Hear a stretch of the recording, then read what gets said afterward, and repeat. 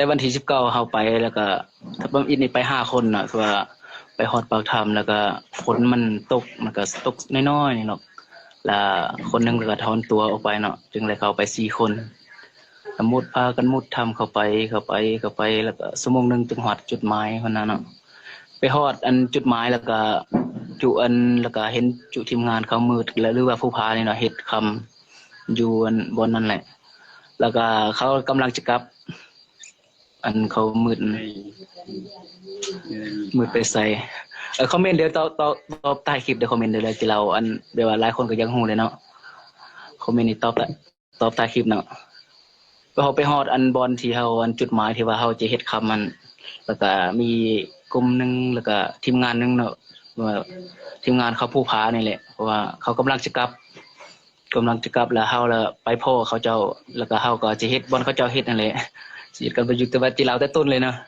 เราแต่ต้นเลยเพราะว่าเขาเขาแล้วก็กำลังจะกลับแล้วเราจะไปเฮ็ดโตแต่เขาเจ้าบ่ให้เฮ็ดนี่นะอันถือว่าเป็นกระแสดราม่าที่อันผู้พาเว้านี่แหละกำลังเตียนเขาเรื่องนี่เนาะแล้วอันทีมงานเรามี5 คนแต่ว่าเขาเจ้าก็กลับ4 คนแล้วเขาเจ้ากลับแต่ว่าผู้พาในเราแล้วบ่กลับยานเฮาเฮ็ดซะใส่ให้แล้วมันงามเนาะก็เฮาแล้วตัดสินใจเฮ็ดอยู่ข้างๆเราหั่นแล้วเราก็เฮ็ดใส่ให้ตัวนั้นเลยโดยที่แบบว่าเฮาเฮ็ดเนาะจะว่าโลภก็ว่าได้นะอันว่าจุเฮานี่โลภหมดทั้ง3-4 คนนี่แหละผู้หนึงห่วงใส่แฮแล้วก็ผู้หนึงก็จอบสิเฮ็ดนํเนาะอันนี้ที่ว่าโลภก็สิแม่นหั่นแหละจึงเกิดเหตุการณ์แบบนี้ก็อาจเป็นไปได้เนาะแล้วมาฟังนํกันเนาะ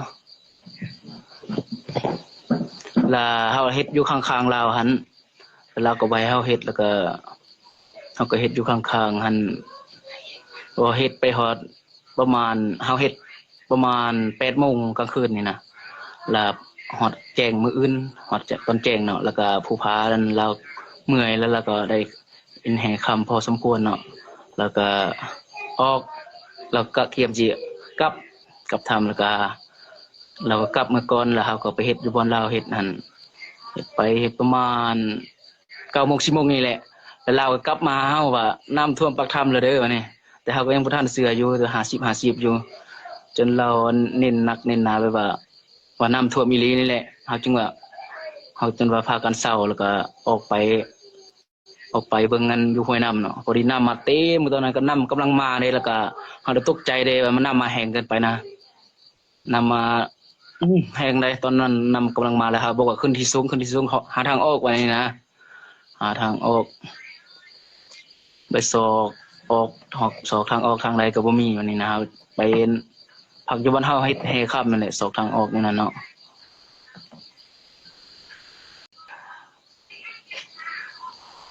ก็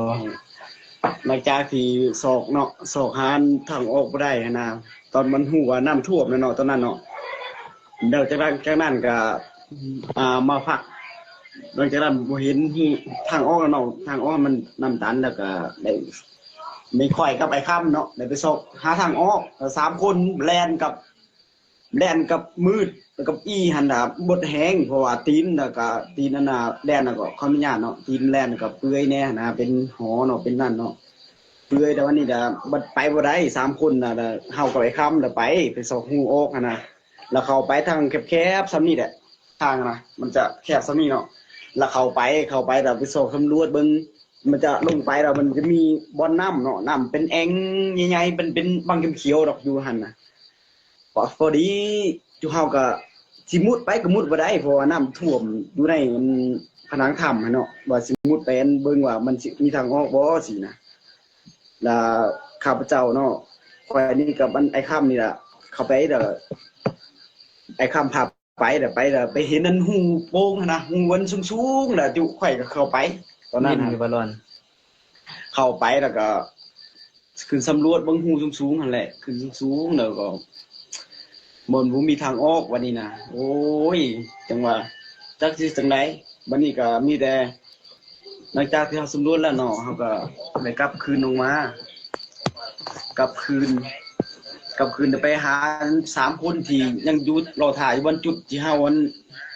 เฮ็ดเวียกตอนทำอิฐหั่น ร้านไปแล้วก็เว้านำเขาเจ้าว่าโอ้บ่มีทางออกแล้วเด้อว่าสิจักสิเฮ็ดแนวใด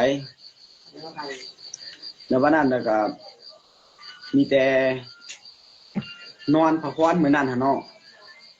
ตอนนั้นยังมีเวลาอยู่ตอนนั้นน่ะไฟโทรศัพท์ไอ้ค่ำก็ยังมีอยู่ตอนนั้นน่ะยังบ่ทันหมดแล้วพากันนอนตอนประมาณ 7:00 นแล้วนอนเอาแห้งหั่นนะเพราะว่าจุเฮาก็ซอกปีนขึ้นฟ้าสูงๆเนาะมันก็บ่มีบ่อนซอกอะนะบ่อนออกหั่นแล้วหมดแห้งแล้วพาไอ้ค่ำกลับมาเนาะ2คนจุเฮากลับมาใส่3คนอยู่คบกัน5คนอยู่ในหันนี่หลังจากนั้นก็ได้นอนอยู่พักผ่อนเนาะพักผ่อนแล้วก็โอ้อากาศหนาวแฮงมื้อนั้นนะ ยินอยู่ว่าเขามาในยินอยู่ว่าเขาไม่ได้เด้อ อากาศหนาวอยู่ในหั่นบ่ฮู้น่าสิเฮ็ดมีแต่นอนคนละบ่อนเนาะตอนนั้นเนาะมีแต่นอนคนละบ่อนอันมืดอยู่ภูผาน่ะก็นอนคนละบ่อนหนึงแล้วไอ้ค่ำกับอี้ก็ขึ้นบ่ปีนนอนบ่ถึงสูงบ่อนหนึงเพอยานน้ำนี่ตอนนั้นฮะยานน้ำว่ามันสิท่วมเฮาหั่นนะแล้วข่อยกับอันแล่นนี่ก็ขึ้นบ่นอนอยู่บ่ถึงสูงบ่อนหนึงแล้วมืดเฮาก็มืดอยู่ภูผาน่ะก็นอนอยู่บนเขาห้วนค่ำหั่นแล้ววันนี้ล่ะพอดีตกดึกๆหน่อยนึงแล้วก็เล่าหั่นน่ะเล่าหั่นเด้อห้องอยู่เฮาน่ะแล้วห้องอยู่เฮาล่ะบ่ฮู้ว่าจะเฮาไปไสหั่นน่ะเราเว้าหั่นน่ะ เราห้องอยู่เฮาก็ค้านเราเนาะเฮาก็ต้มรับอยู่พี่เด้อสิแล้วเราก็ขึ้นมาหาจุเฮามื้อนอนมันจุเฮากับแล่นนี้อยู่เทิงหั่นหนาวแฮงอยู่หั่นน่ะมีแต่อาศัยกันกอดกันนั่นแหละ แล้วก็มือต่อมาแล้วก็แล้วเฮาก็แบ่งปันกันมาลงสังเกตเบิ่งน้ำเนาะลงสังเกตเบิ่งน้ำก็แล้วก็น้ำก็บ่ทันแห้งเทื่อก็ได้ขึ้นมาซอกทางออกประมาณ3มื้อเลย2ทางออกนะซอกทางหูโอ้ยประมาณ30-40 เมตรแล้วก็บ่มีทางออกสักทางเลยเฮาจึงเว้าว่ามีทางออกทางเดียวเนาะคือว่าทางนั้นน้ำตันนี้จากนั้นน่ะฮู้แล้วว่าเฮาติดถ้ำอีหลีแล้วแบบว่าบ่มีทางออกเลยแบบว่าคันบ่มีผู้ใดช่วยได้เลยนะโอกาสรอดมัน 0% อยู่แล้วนะถ้าบ่มีไฟช่วยนี่นะครับ สบายดีนี่ก็คือกันนั่นน่ะเนาะเขาก็ถือว่าอายุก็หลายกว่าเขาเนาะ แม่นหัวหน้าทีม ปานว่าหัวหน้าทีมก็แม่นเนาะเฮาแล้วสอบทางออกคือว่าคือบ่น้องเว้านี่ก็ถึกแต่แม่นว่าสอบ3 วันสอบทางออกกันน่ะปีนขึ้นมาสุดประมาณ5-60 เมตรก็บ่มีหากไม้สิยังลงมาเนาะสิเจาะทางออกก็บ่มีเนาะถือว่าสุดปัญญาเลย3 วันนั่นน่ะพาเดียวกอดคออยู่คือเก่าคือว่ารอดมาฮอดทุกมื้อนี่แหละคันว่าต่างประเทศเนาะเขาบ่ช่วยเหลือเอาทุกประเทศเนาะโอ้มีชีวิตย้อนเนาะคือว่าออกมาเขาว่าเอาชีวิตใหม่มาพวกเฮาก็ขอบใจหลายๆนี่แล้วผู้หนึงเพิ่นคาเวียกเพิ่นบ่ได้มารวมนำนี่มีแต่3 คน ที่เดี๋ยวเราจะเล่าต่อเนาะอันชีวิตการเป็นอยู่นั้นหลังจากว่าเห็นน้ำท่วมอย่างนั้นแล้วเฮาก็ขึ้นมานอนอยู่จุดนึงเนาะแล้วเฮาก็มาคิดว่าเป็นนำเฮามาบุกรุกยาวบ้านเฮือนเขาเจ้านี่บ่หรือว่าเฮามาเอาใส่แห่เขาเจ้านี่บ่เฮาสงสัยตัวนี้เนาะแล้วเฮาทั้งคนนี่น่ะแล้วก็ขุดดินเอาแห่นั้นไปไปขุดดินเอาแห่ถมไว้ข้างๆบ่อนเฮานอนนี่แหละแล้วก็ภาวนาได้วันนี้นะภาวนาขอให้ฝนหยุดตกแล้วก็น้ำแห้งพอจะได้สระน้ำมันมุดน้ำออกหั่นนะแล้วก็ภาวนาแล้วก็บนบานสิ่งศักดิ์สิทธิ์อยู่เท่านั้นแหละว่าเฮาสิบ่เอาแล้วแห่คำนี่นะเฮารอดชีวิตออกไปได้ก็ดีแล้วเฮาเจนขางัวขาควายแล้วก็ขาหมูว่าสิ่งศักดิ์สิทธิ์นั่นน่ะเฮ็ดเป็นพิธีให้นี่นะแล้วเฮาก็มานอนวันนี้เพราะว่าโทรศัพท์มันดับแล้วนอนก็จักว่าสิหลับสิตื่นนั่นแหละบ่ฮู้โมงฮู้เวลาเลยแล้วก็ต่อมาแล้วก็ออกไปสังเกตเบิ่งน้ำมันก็ลดลงหน่อยนึงนั่นแหละลดลงหน่อยนึงแล้วก็เพิ่นทั้งคิดฮอดลูกคิดฮอดเมียได้ทั้งไอ้คำเพิ่นว่าโอ้เฮ็ด ลำลุก เฮ็ดแนวนี้บ่เฮ็ดแนวนี้เฮาวางแผนว่าสระน้ำบ่จึงมีโอกาสรอดได้ถ้าเฮานอนอยู่ที่เฮาสิตายซื่อๆบ่นี่นะเพิ่นว่าด้วยความจนปัญญาแบบว่าคิดฮอดลูกคิดฮอดเมียนะ สระน้ำเฮาก็บ่ เขาก็ว่าเห็นดีลองสระลงประมาณ10 นาทีเนี่ยตึงก็บ่แห้งแล้วน้ำมันไหลมาเป็นปกติอยู่แล้วมันขนานกันไปเรื่อยๆหั่นนะ ครึ่งชั่วโมง แต่ว่าเสียแห้งไปหลายเติบเนาะน้ำก็บ่ลดลงแล้วก็เมื่อที่วันนอนหั่นแหละ กับเมื่อแล้วก็ปรึกษาเดียววันนี้นะโคมก็หมดไฟแล้วหมดไฟหลายอันเติมแล้วเพราะว่าแล้วปรึกษาแล้วใช้อัน2คนไป2ทางเพราะว่าไปเบิดทุกคนไปว่ามันโคมมันก็หมดไฟหั้นนะแล้วก็เฮาได้แบ่งคนไป2ทางคือมืดหันมีมืดแล้วก็อิงแล้วก็เฮาเอาไฟฉายโฮมไฟฉายให้มืดกับอิงไป2ทางออกเนาะเพราะว่าคันออกใดแล้วคนมาช่วยคันออกได้ถือว่ารอดหมดทีมหั่นนะแล้วเขาก็มากอดคอและอำลาพาจากกันได้วันนี้นะมนต์วันสิ่งศักดิ์สิทธิ์ขอให้ปกปักรักษาทั้ง2คนนี้เพื่อให้เขาเจ้ารอดเมื่อแล้วก็นำคนมาสวยนั่นนี่นะไปหลังที่เขาเจ้าไปแล้วเป็นอะไรอิงโอ้ยไปหั่นก็มืดเนาะผู้ผาเนี่ยก็2คนเฮาก็ไปแล้วก็เข้าวันหูน้อยๆอันบ่เก่าหั่นแหละไปแล้วก็คิดว่าสิน้ำมันสิลงบ่มันเป็นแอ่งเขียวๆหั่นนะลงไปคิดว่าสิรอดไปหั่นน่ะแต่สุดท้ายมันก็ไปเบิ่งก็มันแห้งอยู่แต่ว่าเข้าไปในหั่นมันจะแห้งไปเนาะเดี๋ยวเข้าไปในหั่นน่ะมันจะเป็นตาย่านขนาดใดๆน้ำมันเขียวคอมเมนต์ตอบถ่ายคลิปเด้อตัวใดที่บ่เข้าใจสิไปโตมันก็ไปบ่ได้นะคิดออกว่าหูมันน้อยหูมันเป็นแอ่งน้ำเนาะน้อยเข้าไปแล้วมันเป็นอันนี้เนาะน้ำท่วมเพดานถ้ำเลยนะมันสิเข้าไปกันเข้าไปบ่ได้บัดนี้โอ้จักที่แนวใดอยู่เฮากับอันผู้พานก็คิดยากคิดว่าสิออกไปให้ได้หั่นแหละคิดว่าออกไปแล้วสิพาอันคนมาเอาอันจุอ้ายจุพี่เพิ่นจุหมู่จุคู่อยู่หัน3คนนั่นก็บ่ปะบ่ทีมเนาะก็ว่าสิออกไปได้หั่นนะแต่อันนี้ก็ชุดที่ปัญญาแล้วมาฮอดถ้าผู้ผาหั่นหรือมื้อนั่นก็เราเห็นอันน่ะมันเป็นแหงหินนะแหงหินคิดว่าสิเป็นอันบ่อนออกว่าซั่นซะเราได้ปีนขึ้นเบิ่งเราบอกว่าอยู่มีท่าเด้อเดี๋ยวข่อยสิซื้ออันปีนขึ้นเบิ่งเราว่าเราก็ปีนขึ้นอยู่เทิงพุ่นแหละปีนขึ้นไปแล้วก็บ่เห็นหูออกว่านี่นะเราก็ลงมาแล้วไปสำรวจเบิ่งบ่นั้นเห็นหูนึงอีกก็สำรวจไป11วันเนาะค่อนข้างจะยาวหน่อยนึงเนาะมันมืดแต่มันก็บ่แม่นเฮาฝากเฮาทิ้งเนาะเฮาก็หักกาแฟหมดนั่นแหละแต่ว่าเพิ่นออกมาเพิ่นเลาะไปเนาะคือว่าเฮานี่ก็นับถือเพิ่นชำว่าลูกชายเฮานั่นแหละแต่ว่าออกมาเพิ่นสร้างกระแสแล้วลงนี่ลงหันแต่อยู่คือเฮานี่ก็ดีแล้วเนาะมันบ่สร้างกระแสนั่นเนาะมันนั่นมันคือเว้านั่นมันติดอยู่11วันค่อนข้างจะยาวหน่อยนึงเราต่อเลยเนาะเพราะว่าอันให้อิงกับมืดนี่ไปสอบทางออกเราบ่เห็นวันนี้นะแล้วประมาณชั่วโมงนึงแหละเขาจะเอาไปนั่นแล้วยินเสียงเอิ้นนะเสียงเอิ้นโอ้บ่มีทางออกแล้วเด้อทีมงานก็ท้อแล้วได้บัดนี้กลับมาอยู่ที่พักอยู่จุดโน่นๆสูงๆนึงห่างจากน้ำก็บ่ไกลประมาณ10เมตรนี่แหละเพราะว่าทางเฮาคิดว่าคันเขาจะมาช่วยเหลือนี่อาจจะยินเนาะเพราะว่าเขาเคาะแล้วเขาเอิ้นนี่นะก็อยู่อันปักหลักปักฐานอยู่นั่นแหละแล้ว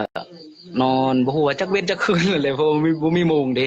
ความหิวมาครอบงำเนาะผู้ใดก็เริ่มสติแตกละ20เมตรสติแตกห้องว่าหิวอายเพิ่นจังว่าหิวก็ทับบางกินนะแม่ อันนี้แหละตัวกินบางเขาเจ้าว่านะแล้วก็แล้วมันยำได้แล้วนั่นแล้วก็ทับบางนั้นมากินทับบางตัวทำอีนั่นบางมันแข็งบ่กินบ่ได้นั่นน่ะโอ้ตับตัวอ่อนเด้บางทีเคี้ยวได้เด้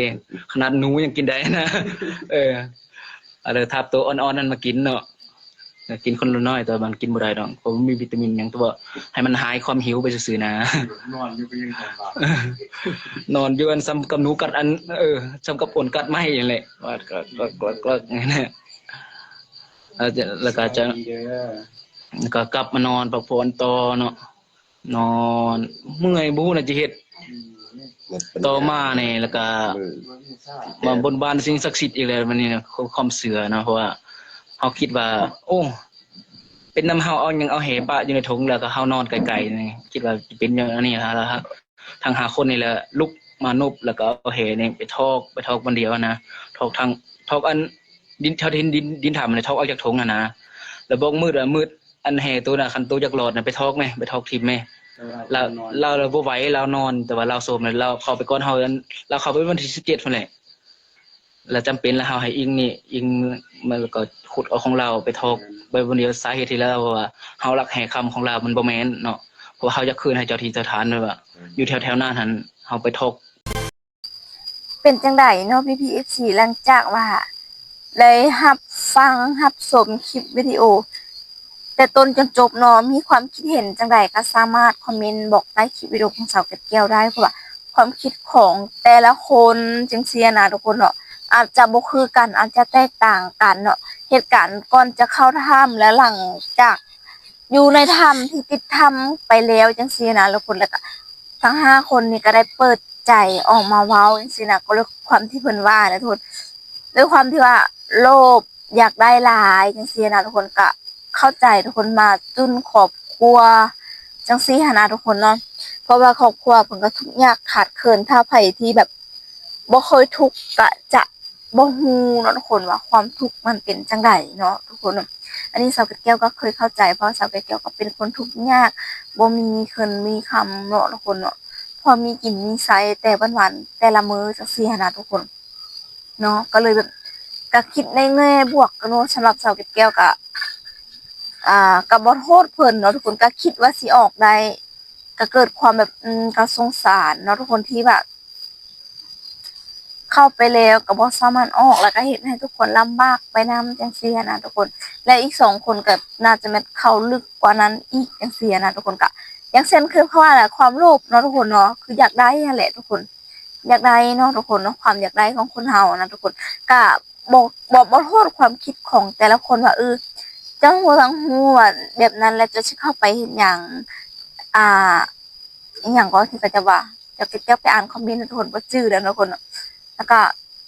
ก็น่าแหละแบบบ่ต้องเฮ็ดจังซั่นจังซี่นะก็แบบเพิ่นหวังดีเนาะทุกคนเนาะบ่อยากให้เฮ็ดแนวเสี่ยงๆแบบนี้อีกสินะก็ลำบากหลายคนลำบากคนอื่นโดยเฉพาะก็มันทีมงานกู้ภัยแล้วก็มีได้ทีมงานเนาะทุกคนที่ว่าไปช่วยเหลือนะทุกคนแต่ทุกคนสิ่งที่สาวเกดแก้วไปเห็นคอมเมนต์ของพี่ๆฝั่งไทยทุกคนอีก2 คนยังตามหาบ่เห็นจังซี่นะทุกคนแต่คนไทยจะบ่ยอมแพ้เขาว่าทุกคนทีมกู้ภัยไทยจะค้นหาต่อไปในถ้ามีโอกาสฝนฟ้าเป็นใจเนาะทุกคนบ่ตกจังซี่นะทุกคนแต่ว่าณช่วงนี้ทุกคนเป็นยามฝนก็อยากจะตกแฮงจังซี่นะทุกคนเอาแล้วเนาะทุกคนคลิปวิดีโอนี้เนาะสาวเกดแก้วก็จะได้ขอตัวลาไปก่อนนะทุกคนแล้วก็ฝากพี่ FC ทุกคนกดไลค์กดแชร์กดติดตามและเป็นกำลังใจให้กับสาวเกดแก้วด้วยสำหรับคลิปนี้ทุกคนบ๊ายบาย